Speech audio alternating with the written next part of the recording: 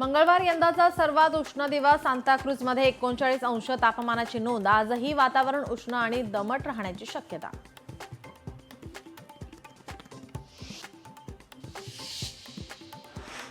एक लाडकी बहीण योजना बंद केली तर आणखी 10 योजना चालू करता येतील, शिवसेनेचे नेते रामदास कदम यांचं वक्तव्य।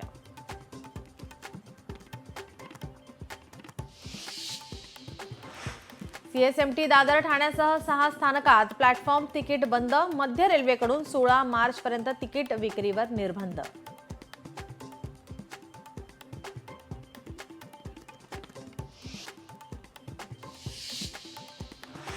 नागपुरातील पोद्दारेश्वर राम मंदिराला 103 वर्ष पूर्ण। दिव्यांची आरास मांडताना प्रभू रामचंद्र यांचं चित्र, गदा, धनुष्य, शंख यांसारख्या शुभ चिन्हांची प्रतिकृती।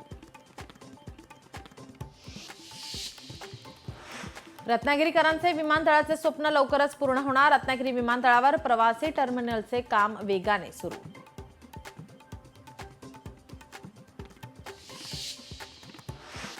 शक्तीपीठ महामार्गाला शेतकऱ्यांचा विरोध। नांदेड जिल्ह्यातून 400 शेतकरी मुंबईसाठी रवाना। आझाद मैदानावर आमरण उपोषण।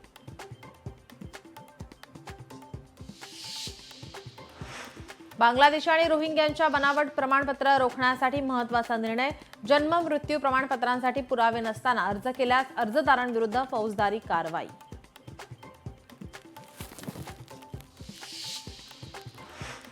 नागपूरच्या धंतोली परिसरातील रुग्णालय गॅस सिलेंडरच्या वाहनाने उडवल्याची धमकी।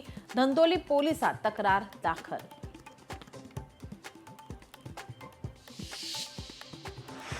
पंतप्रधान नरेंद्र मोदी यांना मॉरिशसचा सर्वोच्च पुरस्कार। पंतप्रधान मोदी ठरले सन्मान मिळवणारे पहिले भारतीय।